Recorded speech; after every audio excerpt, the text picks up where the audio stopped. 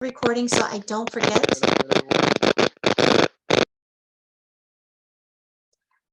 May I just see if you could raise your hand or put the action? How many of you have actually already written a proposal to SS TESOL or TESOL and have been accepted before? Can you use either your actual hand or your hand emoji? Who has actually written a proposal, got accepted to either SS TESOL or TESOL?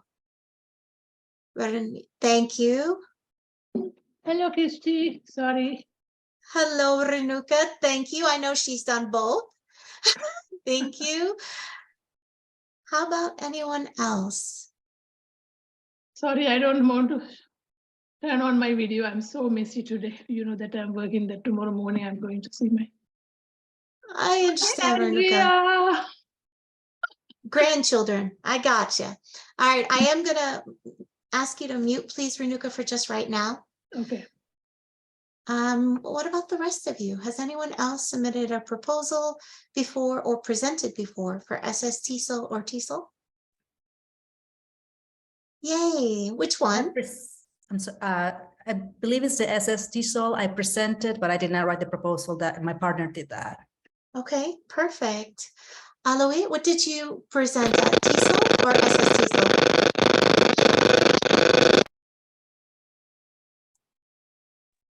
I had to mute Aliu because it seems like we had some background. Okay. Unfortunately, we had background noise.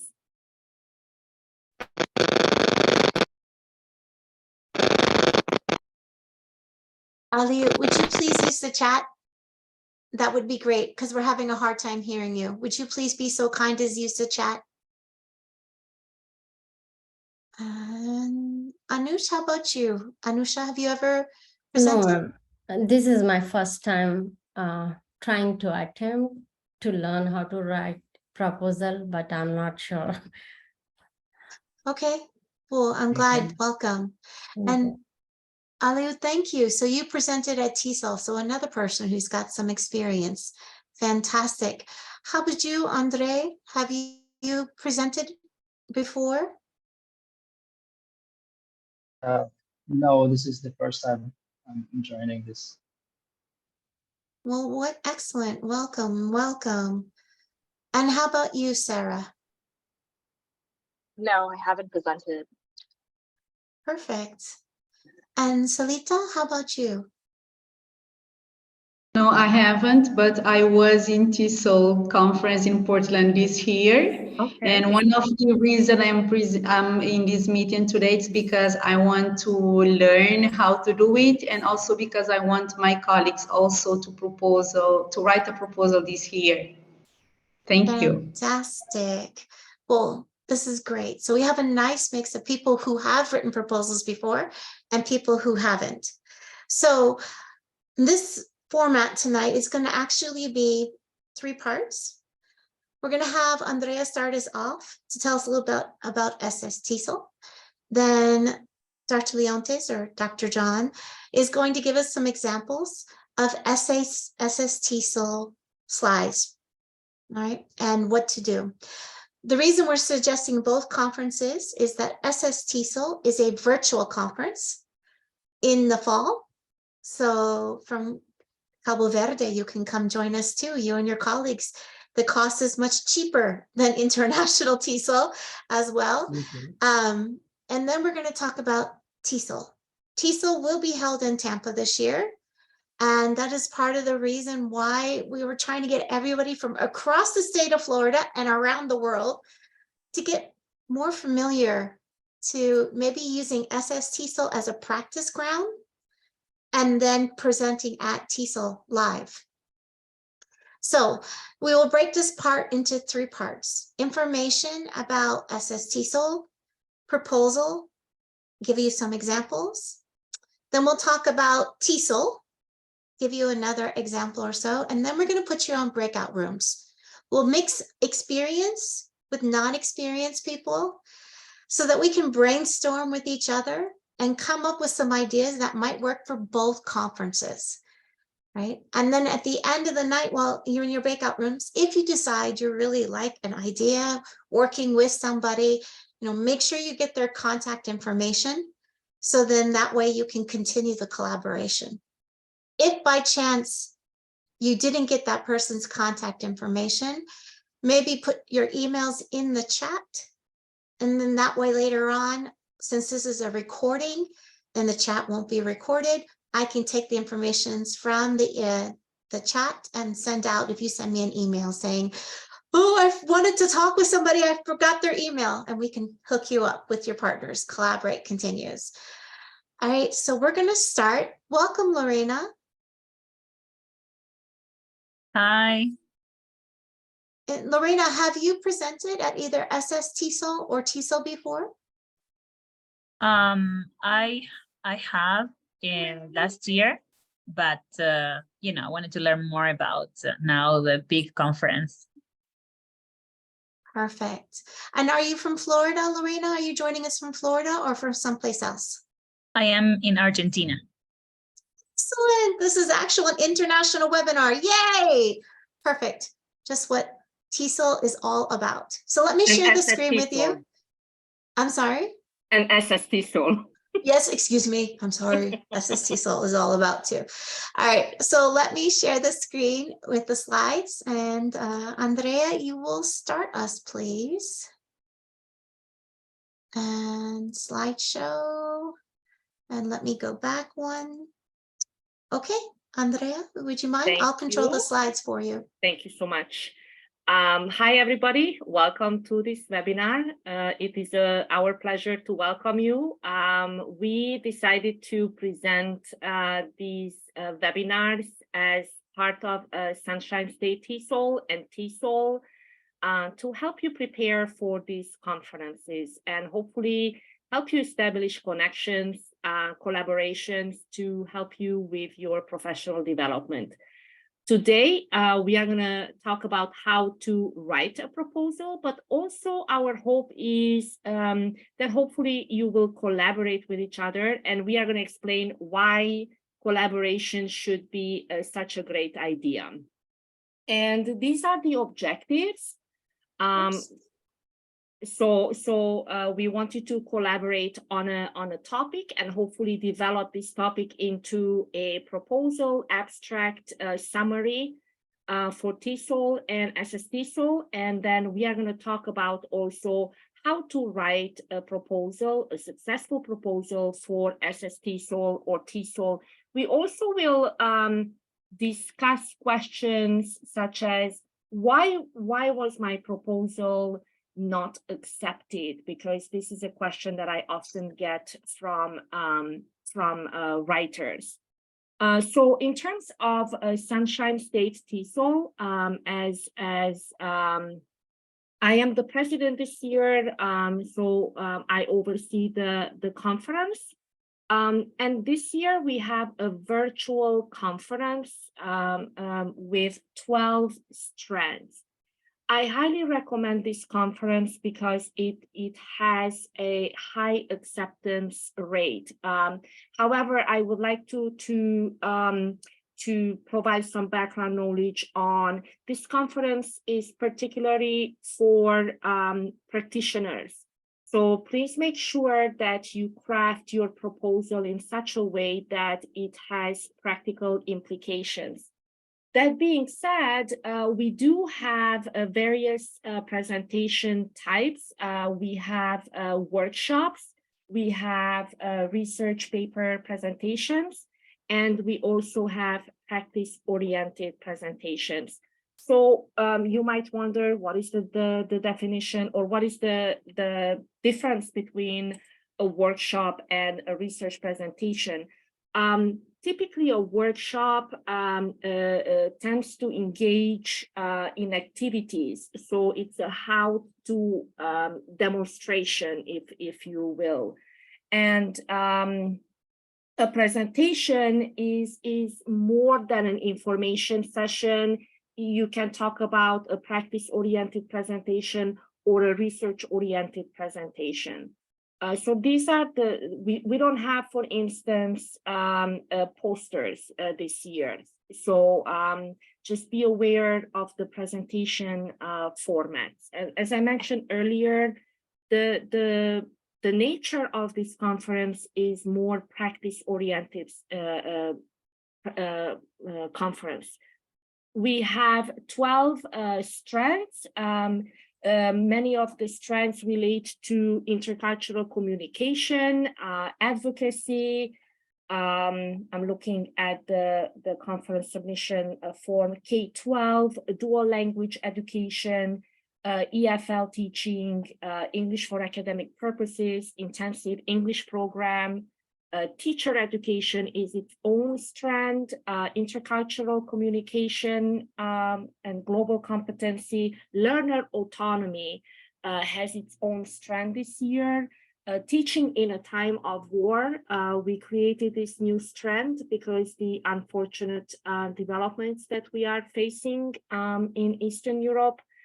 So these are the strengths, and as I mentioned earlier, you can submit a presentation that is 45 minutes long. It can be a practice-oriented session, workshop, research, or if you are a publisher, obviously publisher presentation. And the workshop demonstration, though, it is 90 minutes. Next slide, please. Our attendees come from worldwide. We used to be a Florida-focused entity. However, with the virtual conference, we have a really great number of presenters from worldwide. So we kind of see ourselves as, if you would like to present at TESOL, you might like to present for SSTESOL. It's a jumping ground for the TESOL presentation. And educators, really K-12 educators, our biggest percentage of members, but we also have administrators and adult or higher ed professionals, and the conference is on October 20th and 21st. And this is the flyer I created. If you wish to submit a proposal, we have a theme this year, strengthening communities of practice. So the purpose of a conference theme is to help you craft your abstract towards that theme. And yes, you are welcome to submit a proposal on this link. I'm looking at the chat box, but I don't see any questions. Next slide, please. And the call for proposal is listed on our website. If you go, and I will add this link into the chat box, you will see the call for proposals. Please keep in mind that you need to present live. In other words, you cannot submit pre-recorded sessions for this conference because we want the engagement to happen during the conference. And then you have the rubric, if you can go to the next slide, that will help you with your crafting your abstract. So if you look at the rubric, you are going to see what you need to do to achieve excellent, the excellent qualification. So the proposal title should be very clear in your presentation, timeliness or appropriateness of your topic, best practices in the TESOL field. This is a little bit of an abstract concept if you are, let's say, doing a workshop, right? So it might not be necessarily based on best practices. Clarity. We don't necessarily look at grammar because we have a lot of non-native speaker submissions. But we would like to encourage you to review your proposal for clarity and succinctness of ideas. And then hopefully that this session will positively contribute to the TESOL field. So these are really the criteria that we are looking for. And I will add the information in the chat box if you would like to see our website and if you like to submit a proposal. And again, if you submit for SSTESOL, please be aware that we have a high acceptance rate. We will provide feedback. We don't have the tendency to deny proposals, but if you are willing to revise your abstract based on the feedback that you receive, we are likely that you will get accepted. Thank you. That's all I have. I think the next is Dr. Leontas. Yes. Yes, thank you, Dr. Lipka. Hello, everyone. Pleasure to be here. I'm so glad that we have so many people from around the world, especially those who joined us from abroad. I also have a couple of my students here, so that gives me enormous pleasure to be able to basically preach and teach the things that we discuss in class. As Dr. Lipka correctly pointed out, there is a rubric. Now, when I look at the rubric, everybody knows that different areas of concentration, right? I mean, you can look at the rubric and say, okay, it's unacceptable. Now know why. You can also look what something is fair, maybe some satisfactory, but I usually don't waste my time looking at those things that will never get me accepted. I always go for the kill. And the kill basically here is what is excellent, because you have to meet the highest standard if you want to compete at the highest standard level. As Dr. Lipka correctly said, SSTESOL tends to be a little bit more collegial, more relaxed, right? Because perhaps we don't receive about 4,000 different abstracts. But if you want to submit an abstract to the TESOL organization, the Global International Association, the people who have served on those committees, myself included, we're actually looking for excuses to cut some people down. Why? Because we get so many proposals. To make it very simple, if you only have, let's say, 10 slots available, but you receive about 45 proposals on the same topic, right? You're going to have to say no to about 35 people. So how do you differentiate those 35 people from the 10 you will accept? So with respect to the Sunshine State TESOL, the very first thing it says is the title. The title has a limited word count. For us, it is 12 words. For the TESOL, it can also be 12 words, it may also be 10. They may also say, for example, just a continuous one title with no colons, no subheadings, right? So if you actually miss the opportunity to create a title that is either more than 12 words or actually has a subheading, a subtitle, you just gave somebody the excuse to cut you down. That's how simple it is.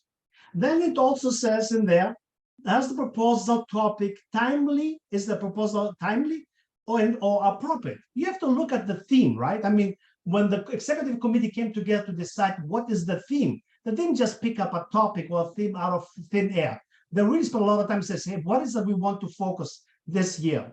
And this year, for us, it is how to strengthen communities of practice. Now, communities of practice is a term that we use in literature. It has very specific notion of what we mean by that. What are the things that people are doing in there? What artifacts do we use to engage in those communities? So somehow, no matter what your topic might be, you have to turn it around to talk about the community of practice. Then number 3 is a session based on best practices. Again, whether you're doing a session, whether you're doing a workshop, whether you're doing a research presentation, you still have to choose a particular strand. If you look, for example, at the SSTESOL website, it says, choose one, dual language, bilingual education. That may be one strand. You may want to talk about K-12 practices. Maybe you want to talk about adult education, maybe EFL, EAP, and so forth, right? Again, you have to move your conversation around a particular strand for which you're applying.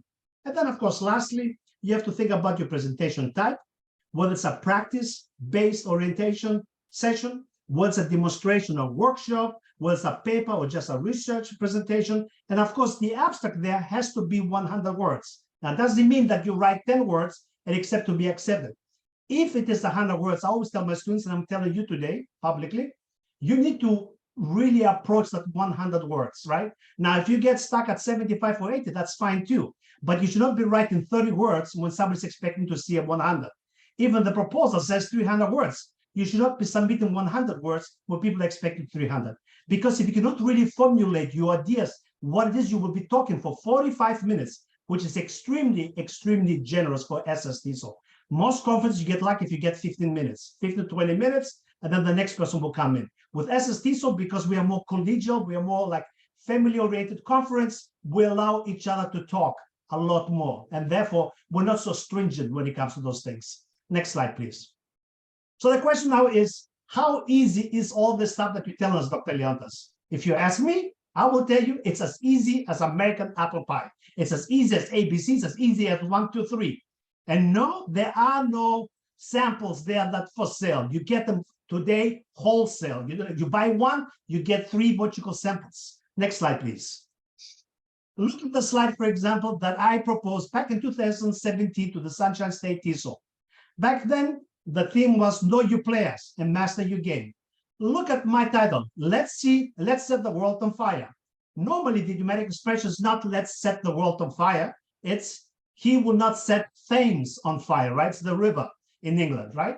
But if you look at the proposal itself, what do you see? You see some very simple stuff. The very first sentence, it's just one sentence, right? Says, this session helps connect pragmatic implications of idiomaticity to principles of good language teaching. So the very first sentence presents the content. What will you talk about? The next sentence sets the purpose. Why will you talk about pragmatic implications? And it says, techniques for developing figurative competence are highlighted and applied in collaborative pair group activities. If you're going to suggest that you will do pair group activities, you better engage the audience in pair group activities. Otherwise, it will be called fake news and fake advertising, right? So you go from content to now to the purpose. And lastly, how will you do all those wonderful things that you claim you will do in this session, in this workshop, in this presentation, right? It says, participants learn how to, and notice how to is in italics, how to teach idiomatic expressions regardless of personal method, preference, or preferred multimodal language task. So any proposal written, whether it's written for SSTESOL, whether it's written for ACTFL, whether it's written for the big TESOL, whether it's written for any conference around the world, always looks for those 3 things. What are you going to talk about? That's the content. Okay. Why will you talk about those things? That's the purpose. And lastly, tell us how will you do X, Y, and Z, and what will the participants listen to you for 45 minutes take away from the session? Because if it's just for you to go in there and showcase your knowledge and how wonderful you are, but that the people that attend don't take anything away from the session, then that will be a nice show, but unfortunately, the people will not have learned very much. Let's look at another example. The next slide, please. Again, look at the title. Developing multimodal literacy through digital storytelling projects. How many words in the title? 7. How many am I allowed? 12. Okay, so at least check I'm below the number, the threshold. Next slide, please. Again, look at the proposal summary. 100-word limit. How many words do I have? I have exactly 100 words. How do you know? Because the very first sentence basically tells you what this topic is about, right? Today's web to the world is driven by people who consume and create. Our learners seek equal access. To this end, we propose. There comes the purpose. What are you proposing, John? We propose and describe what? A digital storytelling project which combines a genre approach with X, Y, and Z. So what would the participants now take away from those things? Here comes the next verb. Discover new ways of how best to have X, Y, and Z. Next one, witness them improve, right? Those are key verbs that you have to use for you to be able to indicate to the reviewers of your proposal, you know exactly what you're going to do, you have a purpose for doing those things, and you also know what the participants will take away from that. Look at the big example now, that's 300 words. Next slide, please, Christy. Oh, I'm sorry, let me just, there it is. there you go. You see, for example, how they abstract 300 words exactly 300 words. And again, if you actually read this, if you take the time to read this, again, you have 3 sections, the content, the purpose, and the execution. And that is the easy, how easy it becomes for you to think about how to organize your abstract. If you go to the next slide again.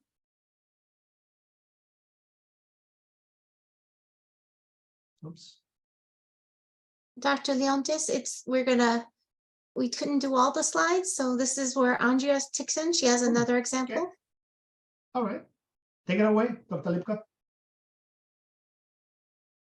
Okay, so in this example, we have an example abstract that has been currently submitted to SSDSOL, and we can see the structure of the abstract. And obviously, the presenter here is going also for the relevance of the topic, right?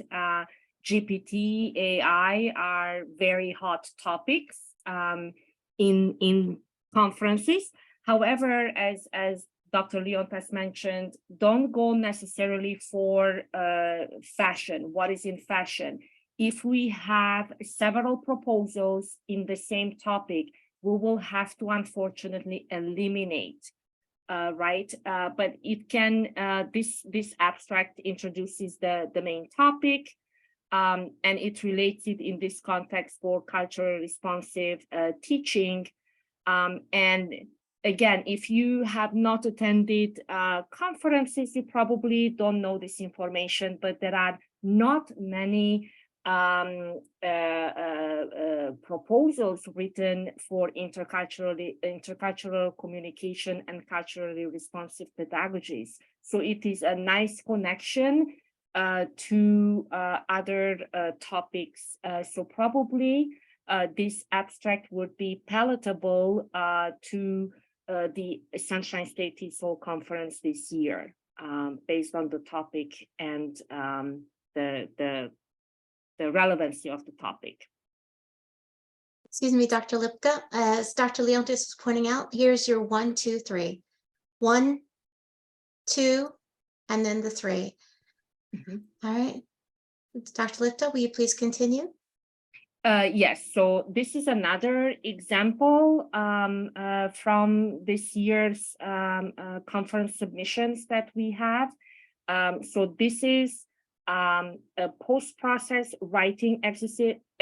So it's a very specific topic, right, on writing, but it is also connecting to another topic. So anytime you can connect two topics, I think it gives you more opportunities for presentation. And I think that's why you might like to collaborate with other presenters. Christy and I have been collaborating for several years on different conference presentations, just because, let's say, I'm an expert in service learning, but she has expertise in writing. And again, as Dr. Leontis mentioned earlier, 1, what is it about? What is the purpose? What is the takeaway from the audience? Yes. Mm-hmm. The last example, please, Dr. Lipka. Okay, so this is, so in SSDSOL, we are asking for a summary and an abstract. And in this case, you see the summary is a little bit too short. Let me just look at, so the abstract is 100 words and the summary is 300 word limit. So always try to write within the word limitation. So in my opinion, just looking at the abstract, this is too short, and it uses acronyms that the proposal reviewers might not understand. So I think we have seen the abstract from Dr. Leontas. They defined terms like English language learners. Now, ELLs are safe to assume that an abstract reviewer might know the term, but MLLs, which is a newer term for English language learners, might not be known for an abstract reviewer. Our abstract reviewers come from all over the world, so please don't assume that they are familiar with acronyms. my advice is always to define acronyms like MCLB, ESSA, HISD. I don't even know what that means, for instance. So again, try to do your best to provide definitions for your acronyms. Okay, Dr. Leontis. Just to recap, basically everything that we have said so far. If you follow those easy 3 steps, which is 1, what is the content? Content has to be palatable. It has to be believable. People have to read it and know exactly what you will be talking about. Then you have to give them the purpose. Why are you doing this presentation? Maybe you want to talk about artificial intelligence, but if the focus is not artificial intelligence and it has to do with communities of practice, maybe that will be left for perhaps another year, another time, right? And then lastly, and most importantly, will you put your people to sleep? No. You're supposed to get people excited. You're supposed to get people say, wow, I'm so fired up. I'm going to take those ideas. I'm going to go right back to my desk. And I'm going to write the next proposal because I just love this topic. I love to engage my students in this kind of discussion about communities of practice. That is what I refer to as the execution. And it's not about what you will do, but more importantly, what the participants that come to your session will take away from that. And if you can imagine a session where you have, for example, 1 hour, and everybody's talking about 15 to 20 minutes worth of questions, right? So you have 3 presenters and you have several rooms. Now you're competing with Dr. Vera Lipka, who is in room B. Now you're competing with Dr. Christy Williams, who is in room C. So then, of course, the people that are going to come to your session, they have to get excited. How? Because they read that 100 little word, little blurb in the conference program. That is your advertisement. That's your business card. And everybody knows what a business card is supposed to do. It's supposed to leave people with a very good impression that you are professional, that you know what you're talking about, and that's why they should come to your session in room A as opposed to go to the competition, to Dr. Lipka in room B, to Dr. Williams in room C. Because we only have so much time. And time in America, we say, time is money, and nobody has the time to waste. And even though we are a community of practice, and even though we love each other and we want to support each other, we still want to remain above par, right? We still want to remain professionals because it takes a lot of time, effort, and money, right? To get together, to attend those conferences, right? To do the hotels and all those wonderful things. So that's my simplest advice. It's easy as 1, 2, 3, but only if you follow those steps: content, purpose, and execution. And with that, I'm looking forward to all the SSTs of 2023 proposals that we shall await for you to engage with us. I know my students are already working hard on putting some proposals together, perhaps for the very first time, but there is no better time than today, right? Because as we say in good German, morgen und nicht heute, sagen alle faule Leute. Tomorrow, not today, say all the lazy people. So you cannot postpone it for tomorrow for things you can do today. Thank you. Thank you so much. I love how you got all those idioms in there. So we're going to segue slightly now, and we're going to talk about TESOL. So what's different about TESOL and TESOL is that it does have a special form for graduate students. So submit your proposals for TESOL as a practice for the graduate forum, which is held a day before or 2 days before the actual conference. So the conference is happening March 21st through March 23rd in person. So the graduate student forums will be held on the 20th and the 19th probably. So this is a great opportunity for all of you who are graduate students to have your first publication. And it gives you a chance to get some real professional feedback. Educators and administrators around the world in different strands. But the virtual one is also amazing. I don't know if any of you had a chance to participate in the virtual conference last month, but they use Canvas. And so those of you who are familiar with Canvas, that's an LMS. It was wonderful. I couldn't believe I was having conversations with people I didn't get a chance to talk to in person in Portland, with people from all over the world. So consider both. The proposal deadline is the same. June 1st for both. Isn't it for us June 30th? I'm sorry? Isn't it for Uh, us June 30th? No, I For think, SST Soul, it's June 30th, but for TESOL, it's June 1st. Oh, yeah, yeah. yes. Okay, so various settings, 13 strands, so 6 in-person types, 3 virtual, and 4 focuses, 4 foci. I'm not going to go through all of these. However, I'm going to focus specifically on the in-person presentation types, and Dr. Leontes and Dr. Lipka, jump in if you would like to add something from the field, because any expertise to share would be wonderful. So let's talk about the strands. As you can see, there are some overlaps with our SSTESOL. We have the intercultural communications. We have professional development, personal development, materials, teacher education, vocabulary, program administration, listening, speaking, and pronunciation, digital learning, and technologies. So there are many here that you could write one proposal, change it subtly, and maybe get 2 conferences out of it.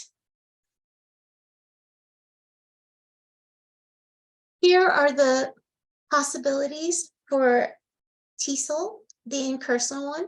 A dialogue can be 1 to 2 people.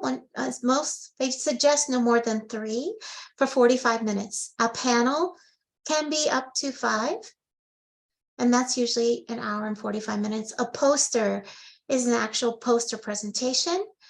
A presentation is usually 30 to 40 minutes. A workshop is slightly longer. It's supposed to be very interactive. A workshop is TESOL's interactivity one, not just to show and tell, but have people do hands-on. So keep that in mind when you're thinking about what kind. And then a teaching tip.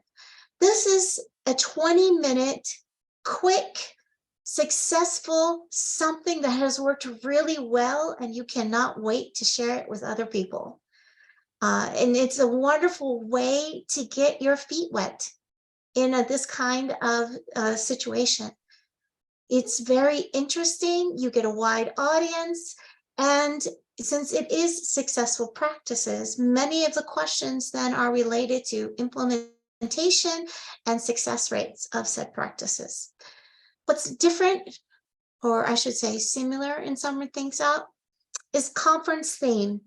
For TESOL, it is embrace and learn. Embrace and learn. Timeliness of the topic. What is important? Deadline. So June 1st. June 1st is the deadline. Evaluation criteria. Like SSTESOL, there is a rubric. This year, they are not sharing the rubric. I checked on the TESOL website before tonight's presentation to just be on the safe side. They're not sharing it. The acceptance rate, Dr. Lipka and Dr. Leontes both touched on this.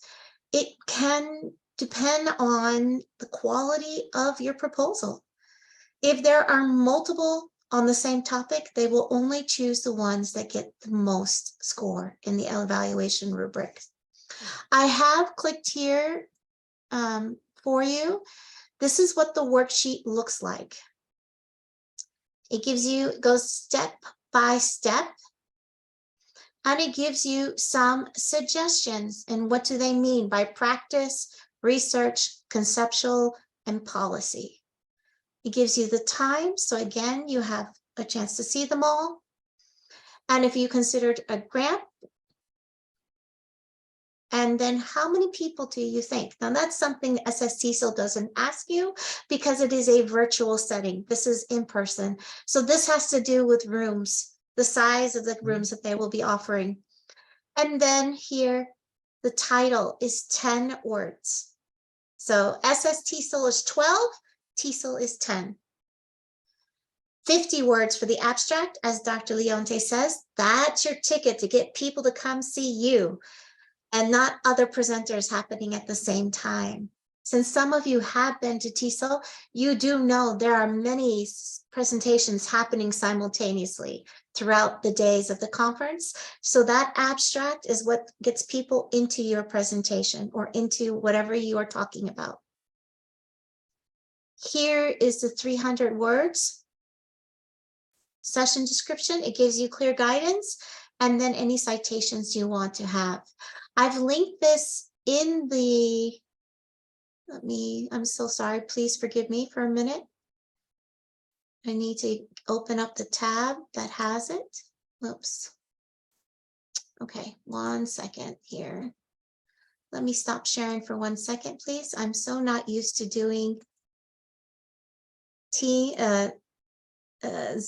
I'm so used to doing other things. So let me, here we go. This is where we're at. So I've also linked in here the checklist of what you should consider.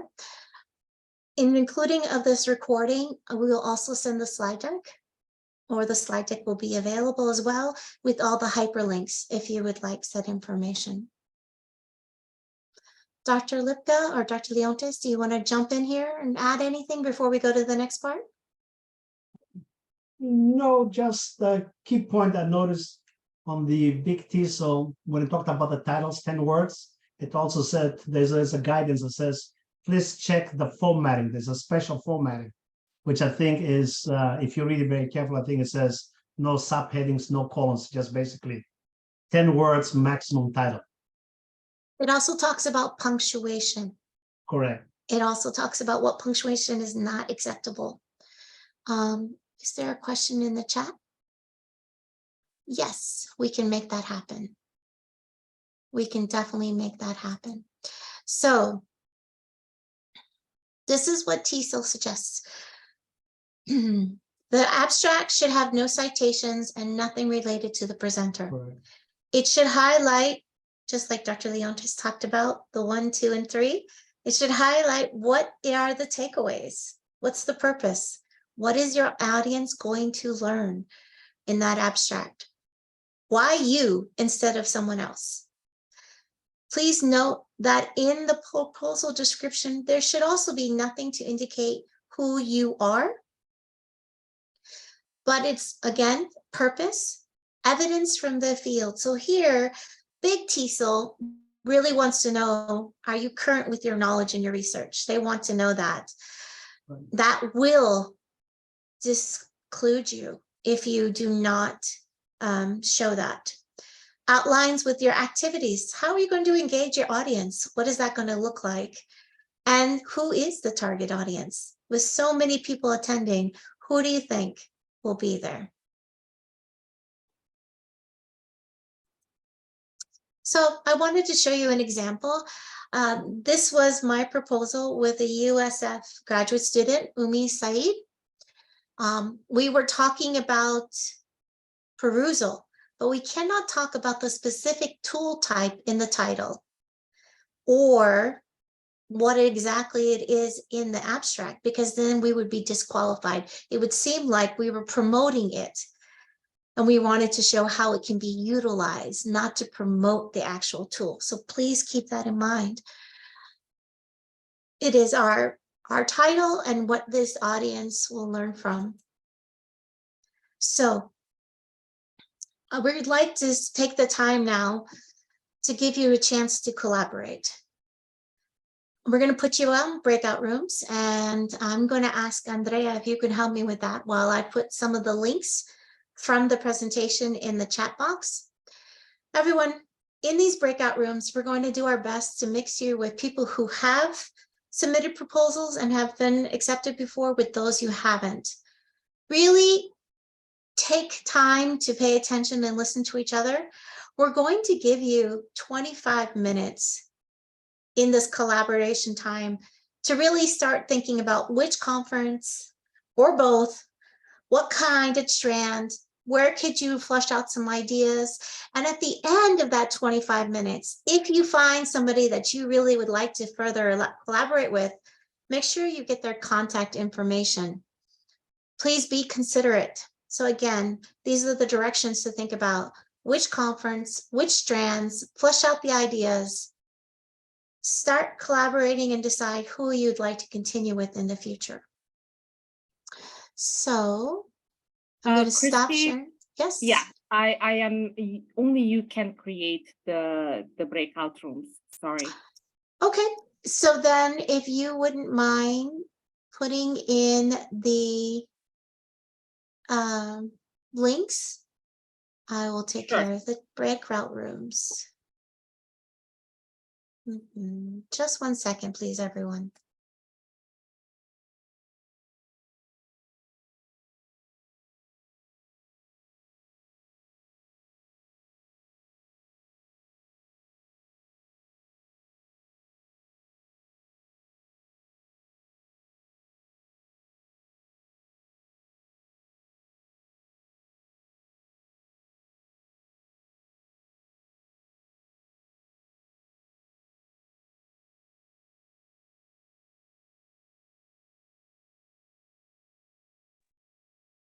One second, please.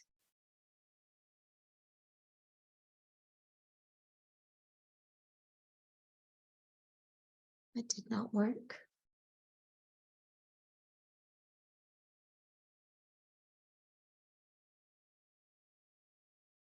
I'm going to stop recording here for a second.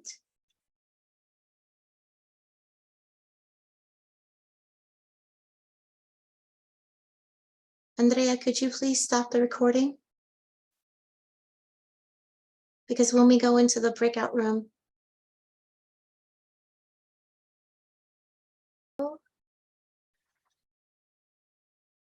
yes, all righty.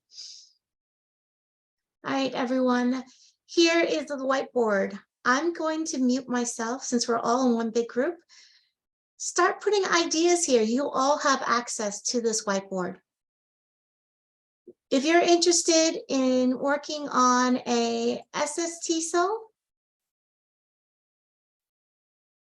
we'll just divide the space into half, okay? And we'll make all of these here SSTSO, and we'll make these TESOL. If there's a strand that is interesting to you, please go ahead and put it on the whiteboard.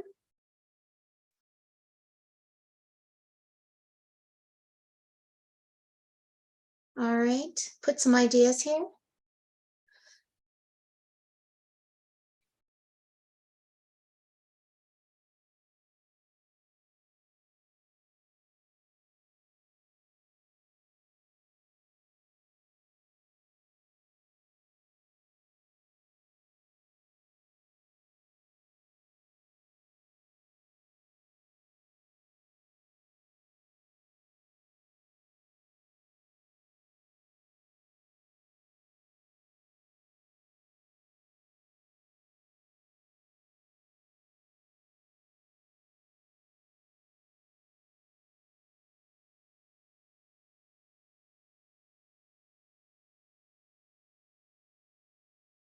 In the chat, we have put the links to the worksheets for you.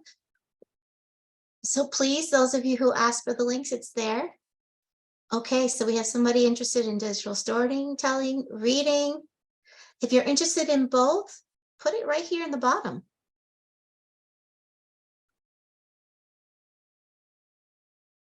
And it's not a bad idea to attend both conferences. Remember that you can attend SSTSOL and obtain more feedback and then go to the next conference. Maybe not necessarily next year, but maybe in 2 years, you can submit your presentation to TESOL. But we encourage you to submit to both places. It cannot hurt, right? Because you receive feedback. So what you do with the feedback is very important, right? I remember that 1 year Christy and I submitted the presentation. It was accepted, but then COVID hit. And the next year, the same presentation was not accepted. So it's just, it sometimes is a hit and miss, okay? But I see great topics coming up, so I'm very happy. Okay, using engagement techniques. Yes, always very popular because we want our students to be engaged. Like, this is an engagement technique when plan A doesn't work, right? Perfect. Language acquisition through social media. Lorena, what do you mean by comprehensive approach to language acquisition? Can you further elaborate, please?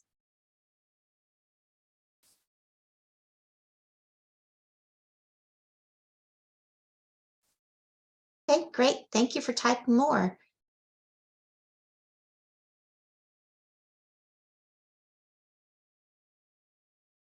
Who wrote about assessment? That sounds interesting. What kind of assessment? Formative, summative?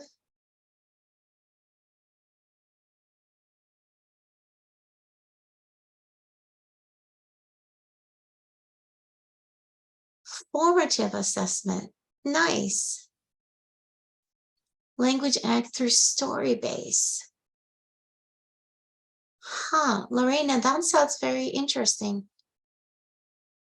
Story-based curriculum.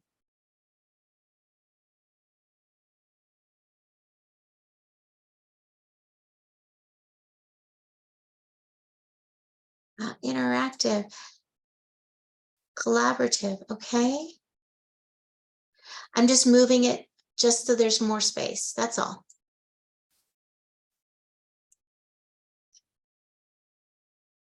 Just so there's more space.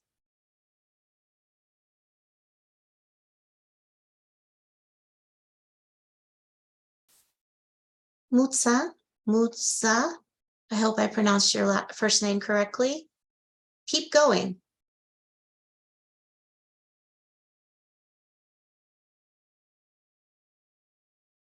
Interesting. And if you feel that you need ideas, I don't think that teachers lack creativity and ideas, but if you feel that, I don't know, feel free to find previous conference proposal submissions. For example, if you go to the Sunshine State TESOL website, we posted our conference books, so you are welcome to browse and look for ideas. Sometimes you are going to see that some ideas keep coming up, like collaboration, interactivity. That has been a focus of teachers forever and ever, right? Or maybe you are a novice teacher. I know that as a novice teacher, I was constantly worried that I talk too much. So perhaps, doing research on teacher talk could be very beneficial, right? And not just to novice teachers, but some even veteran teachers have a tendency to maybe talk too much.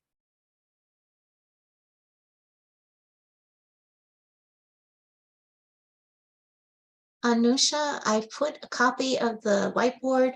I'm not sure why you don't have access since you are a participant, Yeah. but you should have access. Yeah, it could be because maybe you are accessing the information on your cell phone. It could be the browser. So try to open the session perhaps in a different browser or on a laptop. Maybe that is going to lead to better results.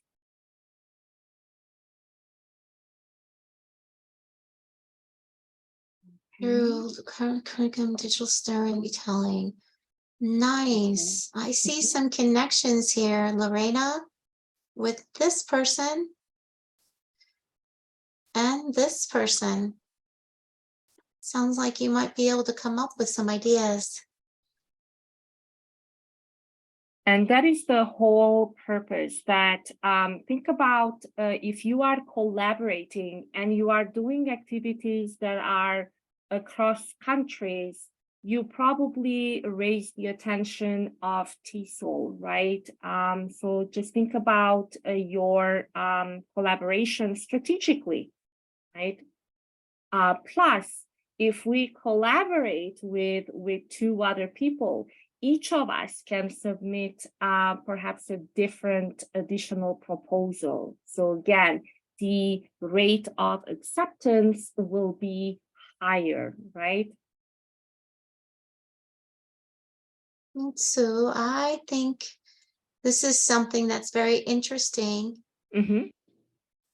I don't know if you're thinking of something like the new version of Quizlets that is available, because there's a new version that's different whole everywhere, or are you talking more about something like Bamboozle? Mm. I just learned about this new one. And to play, I had my students make their own games, and then we played each other's own digital games. So there's some ideas there for you. Engagement techniques. Mhm. This is always a great one. Yeah. It's Please an keep all. adding ideas, you know, not just stop through your own, add more ideas here. So engagement activities. My guess question would be how? How do you want to engage the students? Are you thinking digitally? Are you thinking about other ideas? Do you teach in person classroom or online? I currently teaching.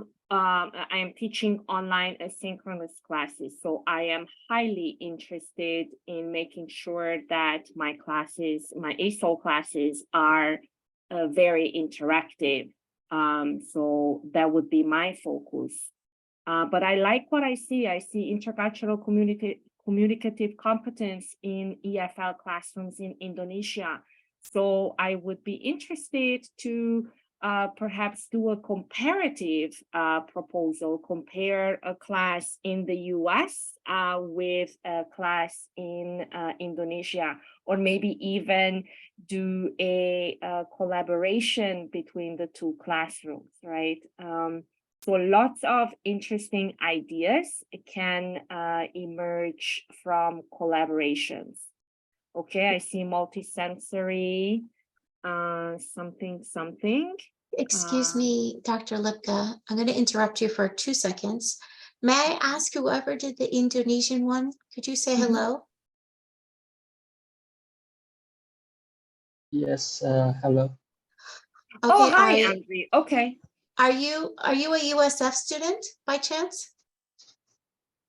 No, actually, I'm an Indonesian citizen, and currently I'm a research scholar in India. So no, I'm joining from India, and Oh, wow.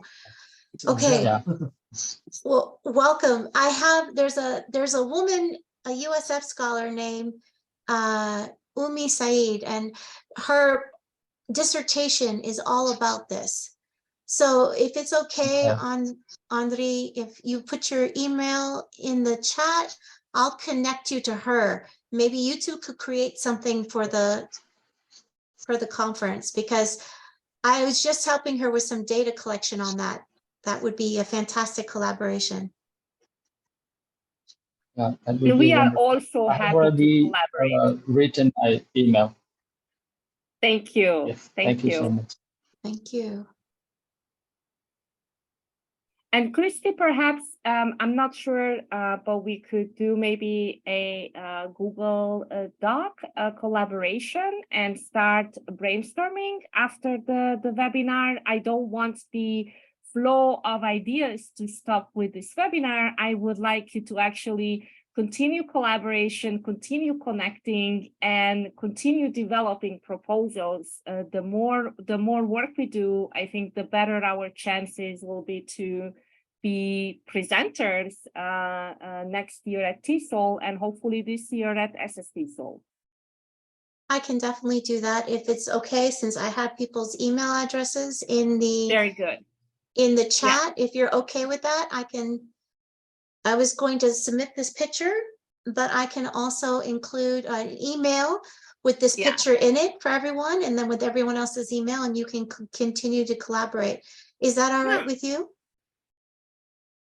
Yeah, let's keep the discussion going. Whoever wants to participate, of course, is welcome. We definitely encourage you to participate. Wonderful, wonderful. I hope that we will see some success rate, especially with TESOL. I think that TESOL would be very keen to see collaborations across countries. So yeah, very good. I'm happy to have you in the webinar.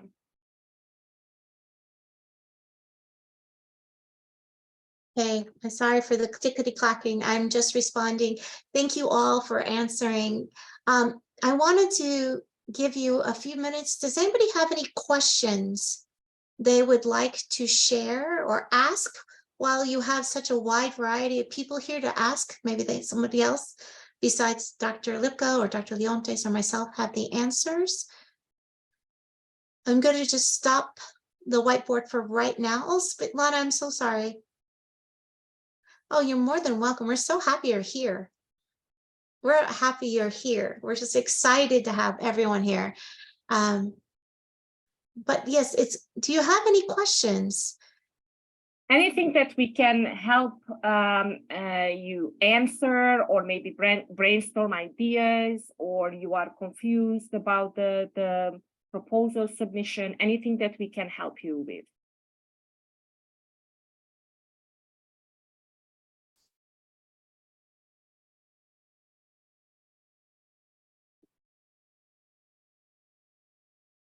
Okay, Svetlana, please. Hello, everyone. Hi. Sorry, I hope you can see me well. Yes. Yes, I'm also very, very thankful for you guys putting this together and for this amazing opportunity to ask you questions directly. And it is coming, in the best time possible, because me and my co-presenter and co-author, the one that we're actively collaborating with, we started already working on TESOL proposal. And then we were hesitating. We were like, do we do something that is a little more theoretical, something a little bit more philosophical and related to education, or do we try to focus on something that is very, very practical? She's also working at a community college, just like myself, and we're just at that crossroad where we're not sure which kind of turn to take. So I would really appreciate if you guys could address that. That would be very helpful. So thank you for the question. So the original intent of TESOL is also to serve practitioners. Nevertheless, I have been seeing more research-oriented presentations at TESOL, especially if you have a collaborator. The idea would be, I think you can submit 2 proposals. Christy, correct me if I am blanking out. If you have two collaborators, you can submit 2 proposals. You actually, I don't know. I know that last in Portland, somebody submitted 7 different types of proposals and got accepted for all 7. But they normally recommend no more than 3. I'm not sure how this person got all the 7. I also heard, thank you. I also heard 2 or 3. So you seem like you have a lot of ideas and topics. So I would certainly encourage you. You could submit 3, and your co-author submit also 3, and then you can collaborate on those that get accepted. That's typically what I tend to do. And I also obviously privilege my passion project. That's not always a strategic decision, right? Again, it is hard to gauge whatever is in fashion today might not be a hot topic next year. And the proposal evaluations are already like, we are recruiting evaluators as we speak. So probably they are looking at hot topics so far. And again, that doesn't mean that you can't do your passion projects, especially if you, I don't know where you live. Can you please let us know your location? I'm in Navarre. I'm working for Pensacola State College. Okay. Yeah. So yeah, sometimes you know, the particularity of a topic can be on the particular students you serve, or your location, or your you know, if you are doing community college, let's say, they are typically underrepresented. K-12 is again, you know, we would welcome more presentations from K-12. So there are some areas that are underrepresented, than some other area that I think it's underrepresented is the mental health aspect. So again, if you could find collaboration with a student who studies psychology, counseling, that could be, again, this interdisciplinary collaborations can be successful. I don't know if we have other ideas to share. Lorena had a question too. Sure. So Lana, did we answer your question? Okay, so Lorena also had a question too. She asked if you submit a proposal to TESOL, do you get the feedback and then resubmit? No, unfortunately, TESOL, no. Once you submit, they will not give you any feedback until the final decision. Now, if you're asking if somebody here who's had some experience would look at your proposal for you and give you feedback, that would depend on the person. I can't speak for everyone here, and depending on their workload at their place. But, you know, in the private email that will go out, you know, ask one of them if anyone would be interested to check each other's proposal. Why not? And give each other feedback. That would be a great way to do it. I hope I answered your question, Lorena. With this year, because Christy and myself are proposal evaluators, we cannot give feedback. So I'm gonna be honest. That would be a conflict of interest. Yeah, Nice, I definitely, nice I can't way give of any. washing your heads. I can't give any feedback regarding digital strands. I am a proposal reviewer for that, so I cannot give feedback for anything like that. Sorry. Okay, other questions?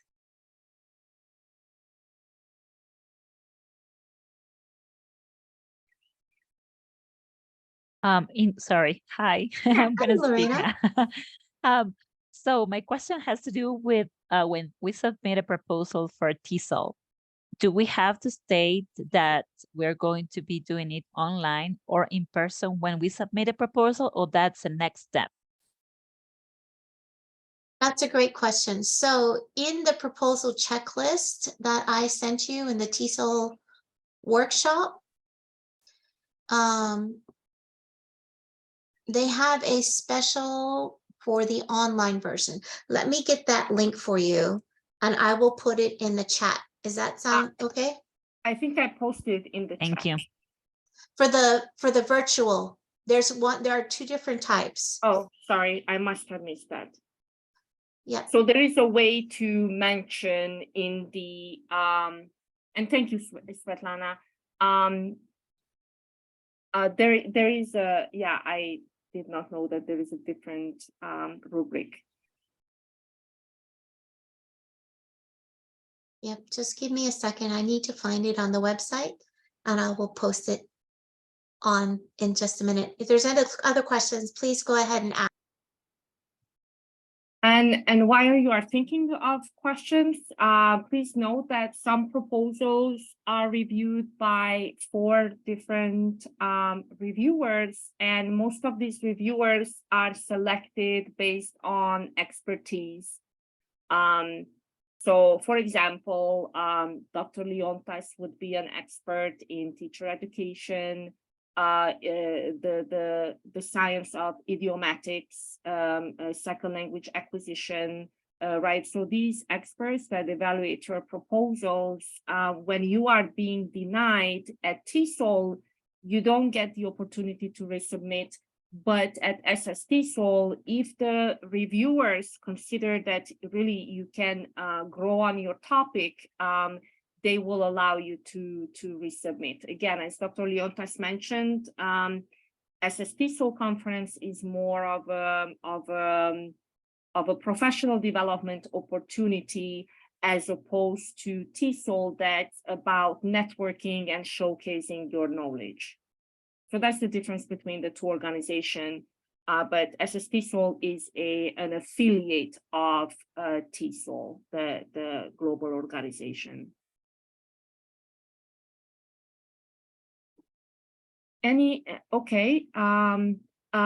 Yes, there will be opportunities to volunteer at the TESOL conference next year. We are actually, Sunshine State TESOL is the organizer of the volunteer opportunities. So we are going to be sending out more information about how to volunteer as we get closer to the event.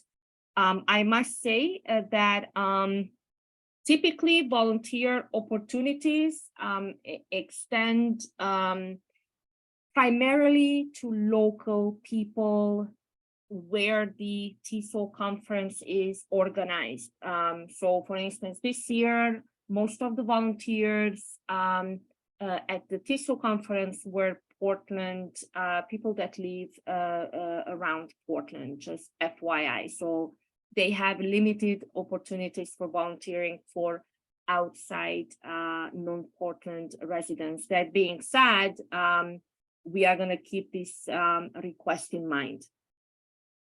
They did have some from outside of Portland through the state, but and actually, we actually met somebody from Hillsborough County, Florida, as a volunteer in Portland. Yeah. And she didn't even realize that it's coming to Tampa next year. So we will try to make it as possible for local and for international. Excuse me for interrupting, Lorena and anyone else. I put in the link right now, the virtual TESOL proposal checklist. It's in the chat box for you, as well as the 3 session types for the virtual. So it's all in the chat box for you in there. You're most welcome. Any other questions?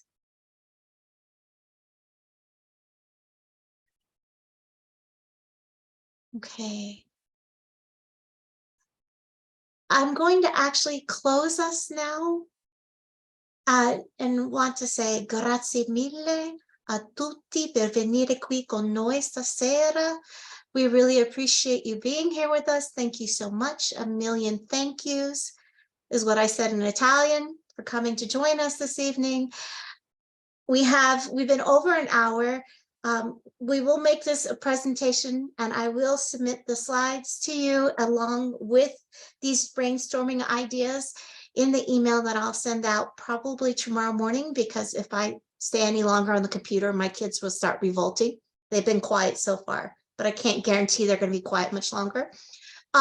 So thank you very much, all of you, for joining us. Thank you for this interactivity and making time out of your day or evening to join us. And some of you are joining from India. Thank you very, very much. Thank you, Gadir. I don't even attempt to, I don't even attempt to read in Arabic. Okay, so that would not be. I think that says shukran, but I'm not sure. Okay. So thank you all for joining us. And as I mentioned, I will post the recording to our YouTube channel, and then I will share the link with Christy, and she will send it out to all of you. And I look forward to collaborating with you on your presentations for SSTSOL and for TESOL this year. And thank you, Dr. Leontas, for joining us. And thank you, Christy, for suggesting this presentation idea. Thank you all. Thank you, Dr. Leontas. Thank you, Dr. Lipka. And thank you all. Thank you, everyone. Thank you. Ah, Bye. nice. Thank you, Mutsa. I cannot pronounce that in Ukrainian, but thank you so very much. Have a good night. Musa, just an FYI, we are Sunshine State TESOL is publishing a book on Ukrainian teachers' stories. So please let me know if you need that information. We are still accepting proposals. So if you know any teachers in Ukraine or who are teaching online, Ukrainian refugees, Ukrainian students, please send them on our way because we are working. I do on teach. a book. I Oh, do teach excellent. Ukrainian refugees. Yes.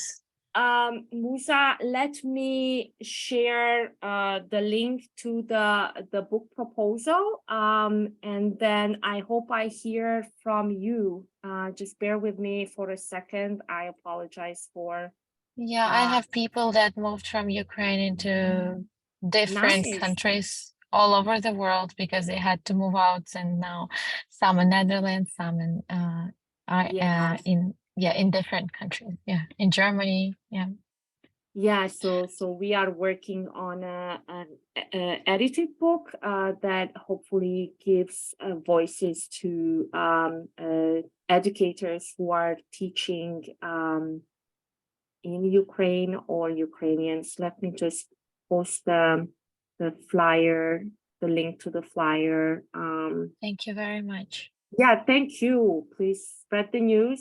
We have a pretty decent amount of proposals, so I am happy, but you know what? We can always showcase more stories. So let me post it in the chat, and thank you so much, and feel free to email me if you have questions or you need me to review your proposal. All right, Thank I'm you. going to close the Zoom, everyone. Thank you again, and you'll see the email probably by tomorrow morning. Just don't look at the time. Just don't look at the time. Bye, everyone.